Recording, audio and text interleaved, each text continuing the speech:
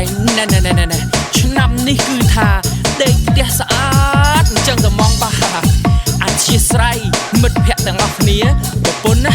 ឲ្យសម្ភារតាមសម្រួលអញ្ចឹងតែមកម៉េចទី5ឆ្នាំហ្នឹងវាយ៉ាប់យ៉ឺនខ្លាំងណាស់ទៅអីវិចមកហ៎ប្រពន្ធល្អដូចខ្ញុំខ្ញុំគាត់តែប្រាប់ណាអត់ស្លូតខឹងខ្ញុំអីពេលធុងបាចង់ណាស់ចង់តែទៅរួមតែប្រពន្ធខ្ញុំគាត់ហាមមិនឲ្យទៅណាឲ្យនៅចាំផ្ទះមើលកូនហើយហាមមិនឲ្យផឹកស្រាខ្ញុំលីគាត់ថាឆ្នាំនេះគាត់សុំធ្វើក្រុមមុំម្ដងអ្នកតាចាស់ដេកផ្ទះគឺសមមកហើយបើអូនបណ្ដោយមកតែខ្មាស់គេខ្មាស់ញាតនួនល្អដល់ញ៉ៃផ្ដេសផ្ដាស់ខ្លួនឯងគេចាស់មិនមើលមកផងឆ្នាំនេះសុំចង់បងឯងមិនឲ្យទៅណានោះទេឆ្នាំនេះចប់ហើយខ្ញុំដេកផ្ទះស្អាតប្រពន្ធហាមដើរដាច់ខាតគ្មានចិត្តអាណិតប្តីសមមៀបងឯង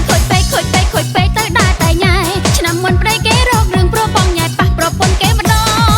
រឿងចាស់យូរហើយត្រានត្រើយនេះអីទៀតធម្មតាត្រីញៀនតែឆ្លៀតពងណានួនល្អព្រោះខូចអីចឹងដេកផ្ទះល្អណាស់ស្នេហ៍ស្នងអានដល់បងជប់ខូចខលទៀតហើយណាអូនឯងលេងតែអញ្ចឹងចុះបាត់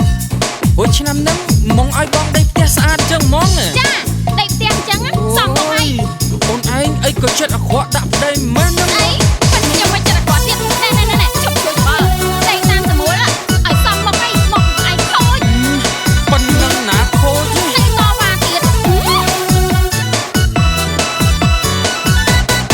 ពេលធុងបាំងចង់ណាស់ចង់តែទៅរួម